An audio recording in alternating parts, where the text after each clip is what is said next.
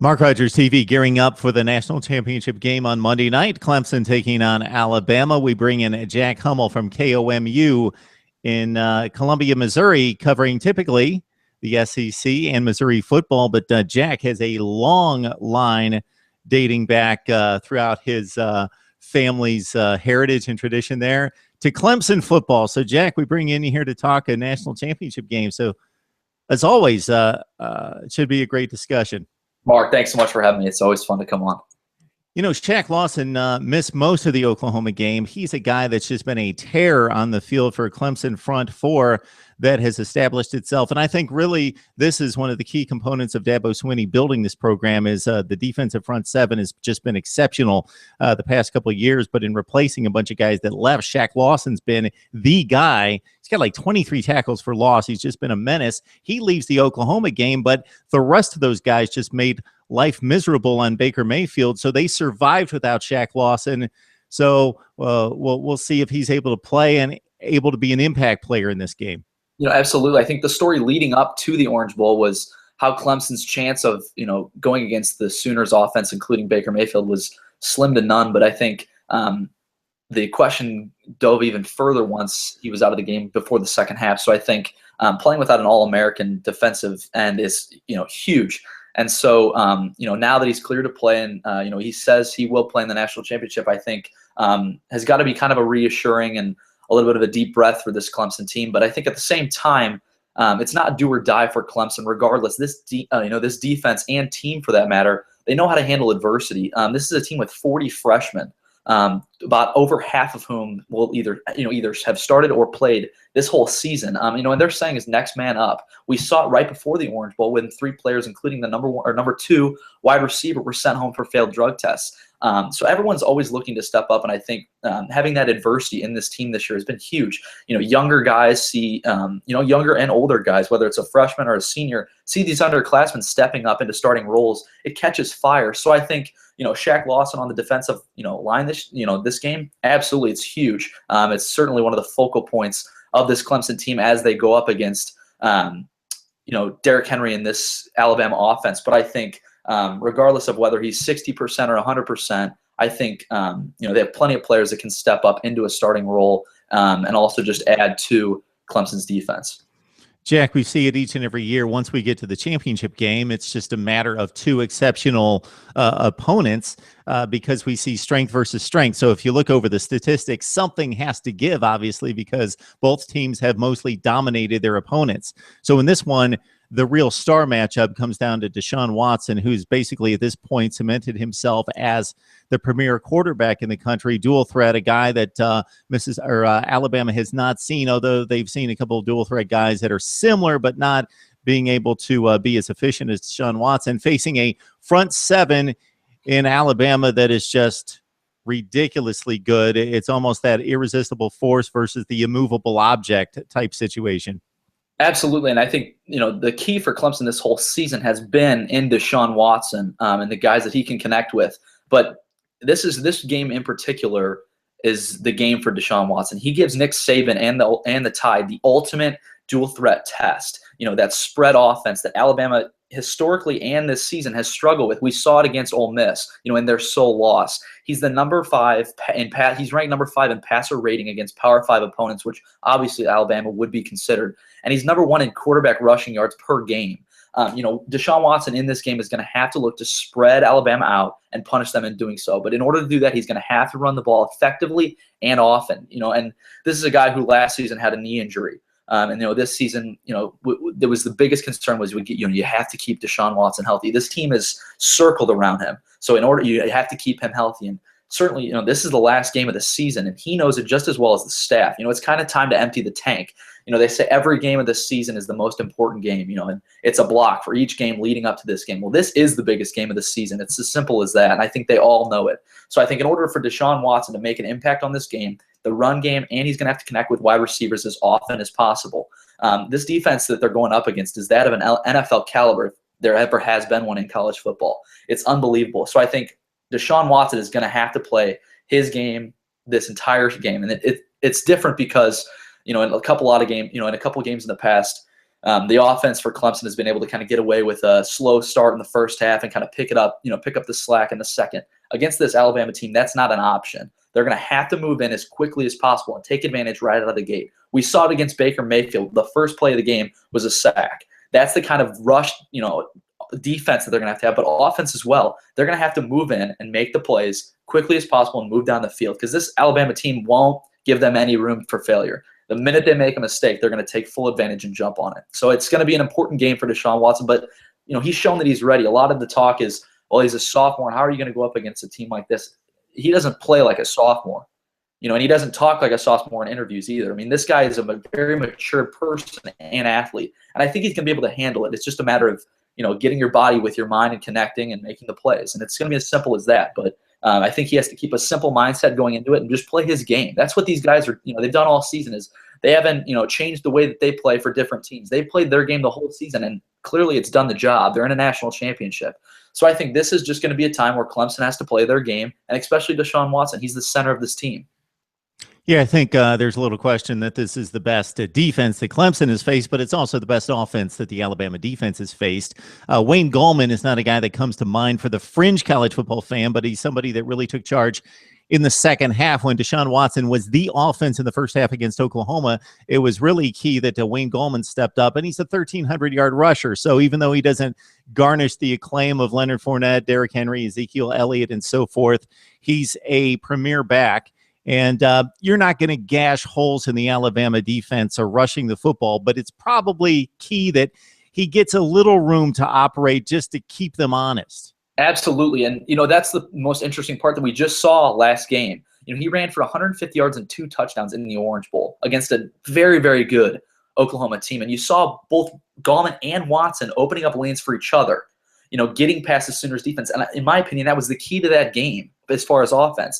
And that's going to be the key against this tough Alabama defense. They're going to have to make room for each other. And they work together so well. And we've seen that not only in the Orange Bowl or big games like that. You see it every game. And it's a matter of them getting on the same page and both playing their game.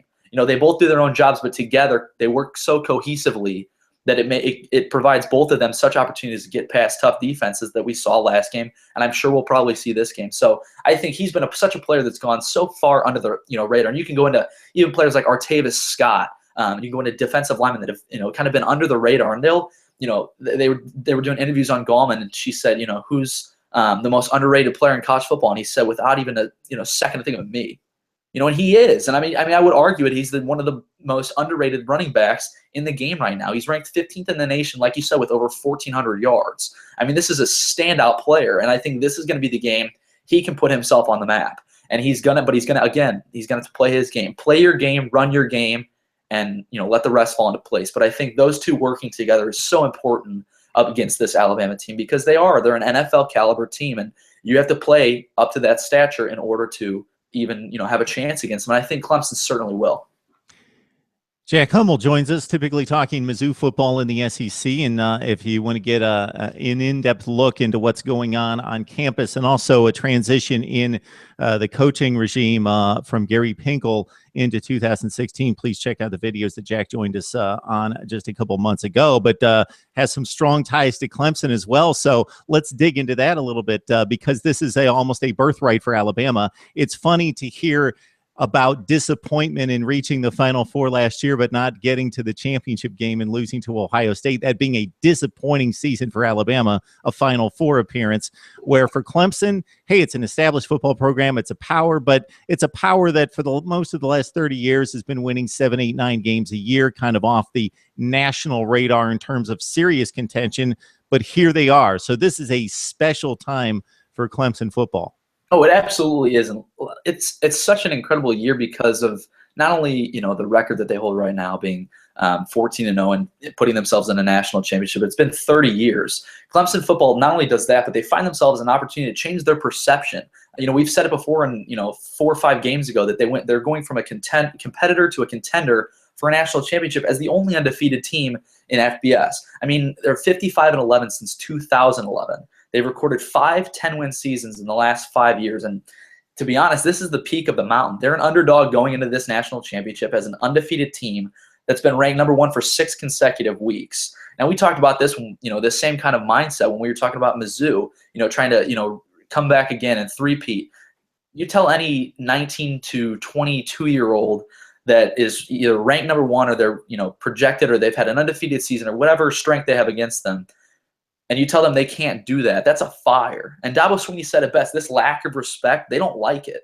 It's been, termed the Clemsoning. And, I think, if anything, they put Clemsoning to rest. They've buried it this season because they've earned it. No one's given them the benefit of the doubt, or, oh, well, they had one loss to a so-and-so team, and, they've earned everything they've gotten. And all we saw, 2 weeks ago was how Clemson didn't really stand a chance against Oklahoma. Baker Mayfield, this offense, this defense, whatever you want to call it.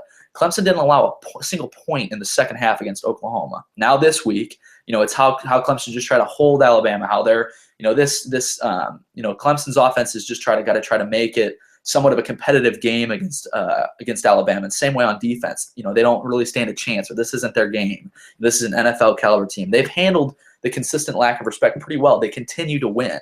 And I found it really, really interesting was on Scott Van Pelt's one big thing. He said, both teams have something to lose. Alabama in, a season where they've made it to a, national champion. Obviously Clemson, they're undefeated and they haven't done it in 30 years, but Clemson has more to gain just in that. They haven't done it in 30 years.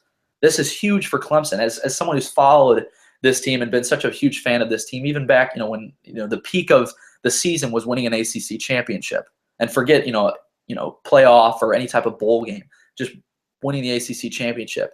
This is so huge for both Clemson fans, the coaching staff, and players. This is something that hasn't been done in 30 years. And sure, Alabama, they're expected to be here. This is kind of regardless of a loss and the benefit of the doubt. They're expected to be here. They've done it.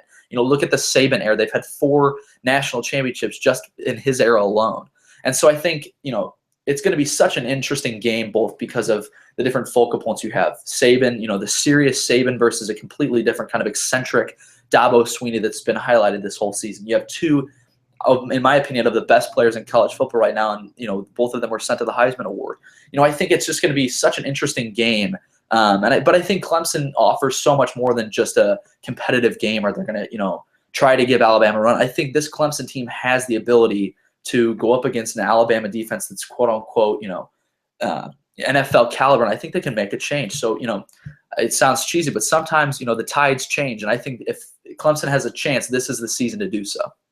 And it's really remarkable what Dabo Swinney has done, because I think you can pretty much take any coach off the street, and in that region with all that talent, and with Clemson having the tradition and the stability within the program that they have in the administration, you're going to win your handful of games, your 7-8 games, and go to bowl games. But they weren't defeating the teams that they have, like you mentioned. Now that's been Oklahoma now 2 consecutive years in postseason play. Ohio State, LSU, winning marquee games on the national scene that they didn't win 5, 10, 15 years ago, and now they're winning those games. And now comes the biggest of the big games in taking on Alabama, and Clemson is a 7-point favorite, although they've been pretty much consensus #1 with the only undefeated record in college football, Jack. So do you have a feel for this one?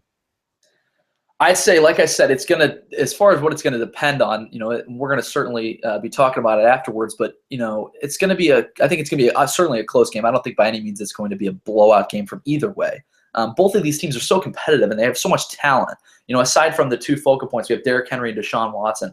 I think this team alone has so many different aspects. You look at players on the Alabama defensive line like Ashawn Robinson and Jerron Reed. You look at, the same way for Clemson. It's just there's so many different aspects that are so interesting, and you see it. And you couldn't script a better national championship for this year. You have the Rocky Balboa of Clemson against the Drago Alabama, who's been here so many times before, and they're so powerful and such an interesting team on both sides. And so I think it's certainly going to be a close game, but this game is going to depend on so many different things from both sides. I think Clemson has the ability to really spread Alabama out and give them a run, whereas Alabama's defense is so good that it's going to give Clemson certainly a challenge. But I think keys to Clemson's win against this is going to be Deshaun Watson.